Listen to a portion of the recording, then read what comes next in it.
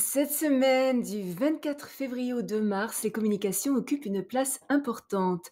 Notre esprit est multidimensionnel, les idées nouvelles abondent, nous sommes enthousiastes, mais aussi ancrés. Avec Vénus qui devient rétrograde, nous devons réévaluer notre attitude envers l'amour, être clairs quant à nos relations et réorganiser nos finances. À quoi d'autre pouvons-nous nous attendre? C'est ce que nous allons découvrir ici, aujourd'hui même.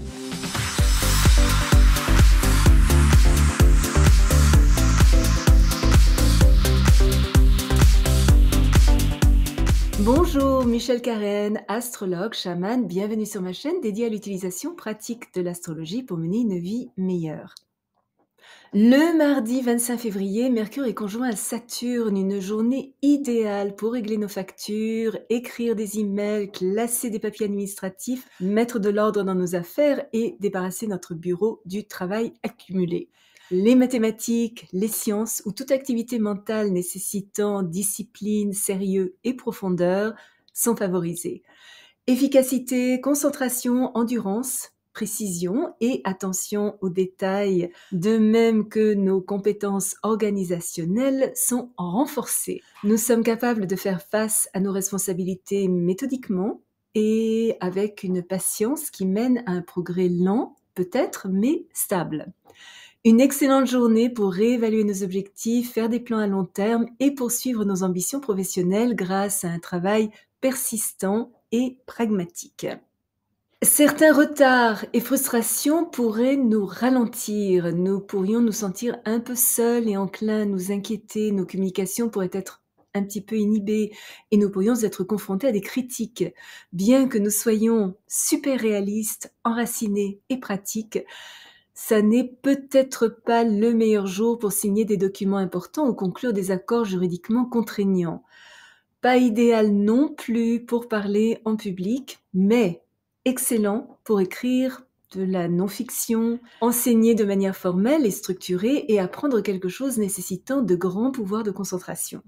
Nous pouvons également nous intéresser aux moyens d'améliorer notre santé et nos conditions de travail.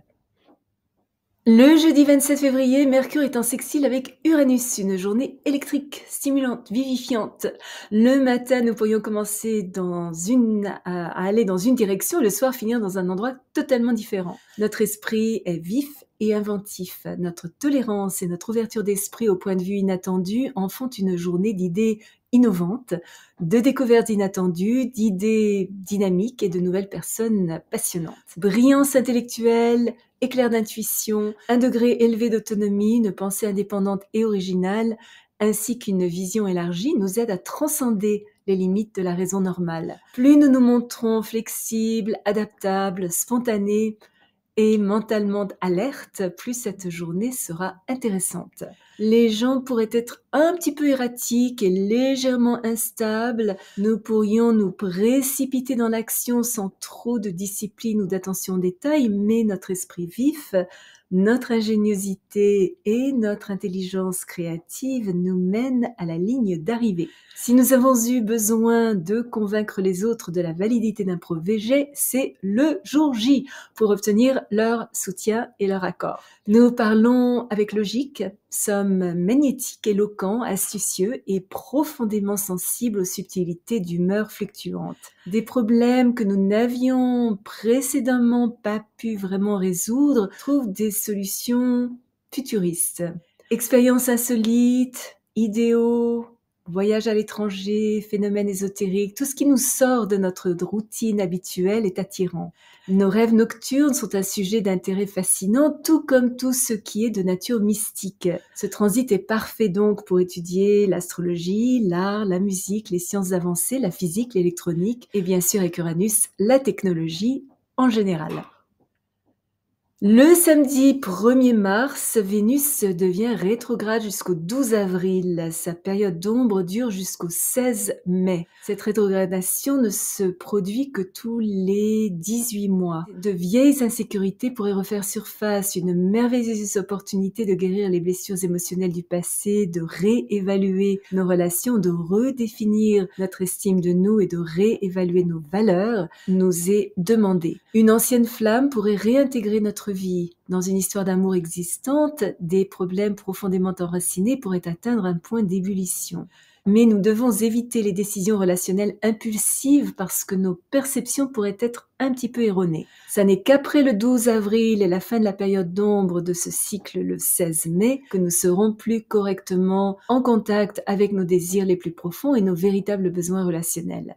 Il est peu probable que les événements sociaux se déroulent comme prévu. Ça n'est pas non plus une bonne période pour acheter une maison parce que nous pourrions par la suite regretter notre achat. Pas non plus favorable à toute forme d'embellissement personnel. Alors, attendons un petit peu pour cette nouvelle coiffure ou remanier notre garde-robe. Les factures pourraient être plus élevées que d'habitude. Le shopping n'est pas recommandé parce que nous pourrions finir par dépenser de l'argent que nous n'avons pas. Durant ce cycle, nous ne pouvons pas nous permettre d'être matériellement irresponsables, mais c'est le bon moment pour récupérer l'argent que d'autres nous doivent ou pour négocier un emprunt. Le dimanche 2 mars, Mercure est conjoint à Neptune. Nous sommes susceptibles d'être plus aimables, subtils et enclins aux rêves que d'habitude. Notre imagination est renforcée, capable d'exprimer des idées qui restent habituellement secrètes. Nous pourrions tisser une histoire vibrante et belle qui enchante les autres. Il s'agit donc d'un transit parfait pour les artistes, notamment les écrivains, compositeurs et peintres qui sont particulièrement inspirés. Notre intuition, notre capacité de visualisation et nos talents psychiques sont également plus développés. Nous pourrions faire l'expérience d'une certaine télépathie. Nos rêves nocturnes pourraient être prophétiques. Nous sommes attirés par la guérison spirituelle et le mysticisme. Des percées dans des niveaux supérieurs de conscience sont possibles. Nous pourrions devenir si sensibles mentalement que nous ressentons le besoin un petit peu de nous isoler, de nous retirer de la dureté du monde dans un endroit où nous pouvons dériver dans notre imaginaire à notre guise. Ce transit n'est donc pas du tout favorable à la signature d'un contrat légal ou une vente parce que nous pourrions facilement passer à côté de clauses importantes. Notre pensée rationnelle n'est pas non plus des meilleures. Nous pourrions être un petit peu confus, manquer de confiance en nous, fuir la confrontation et finir par être incompris. Nous pourrions également rencontrer des personnes qui tentent de déformer la vérité, sont un peu évasives, malhonnêtes, trompeuses. Nous devons éviter de nous laisser entraîner dans des commérages ou nous impliquer dans les drames des autres, ou dans un scandale ou une situation étrange. Étant donné que les effets des médicaments, de l'alcool et des drogues ont tendance à être amplifiés, plus que jamais, il est préférable de les éviter complètement.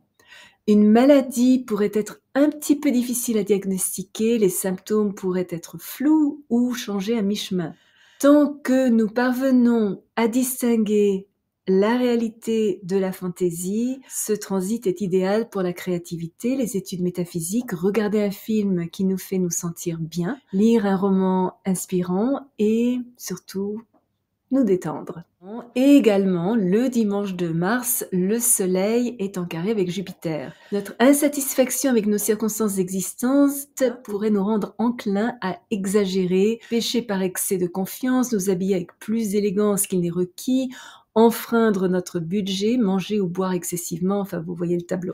Nous voulons plus de la vie que ce qu'elle nous a donné jusqu'à présent et aspirons à une liberté plus grande. Nous devons cependant éviter de promettre plus que nous ne pouvons livrer, d'entreprendre trop de projets, de nous agrandir au-delà de nos ressources et d'avoir des attentes trop optimistes. Nous devons nous assurer d'accorder suffisamment d'attention aux détails et de ne pas nous montrer si étroits d'esprit ou arrogants que nous cessions d'écouter l'opinion des autres. L'extravagance, l'impracticalité, l'indulgence et une grande ou une trop grande confiance en nous sont mal avisées. Être généreux juste pour recevoir reconnaissance et accolade n'est pas exactement une véritable générosité. Si acheter, vendre, investir, jouer ou engager une procédure judiciaire est nécessaire, il est sage d'attendre un transit plus propice. Aujourd'hui, pour aller de l'avant, nous devons faire preuve d'une certaine retenue, devons réévaluer nos valeurs morales et nous exprimer avec humilité et surtout gratitude. Si vous êtes déjà abonné à ma chaîne, je vous en remercie. Vos commentaires sont toujours très appréciés. Si vous avez aimé cette vidéo, n'hésitez pas à placer un petit pouce bleu et à appuyer sur la petite cloche pour être averti lorsque je télécharge une nouvelle vidéo tous les jeudis et parfois une deuxième durant la semaine. Souvenez-vous comme toujours, choisissez vos batailles, marchez en beauté. Merci de m'avoir accompagné le temps de cette vidéo. À la prochaine!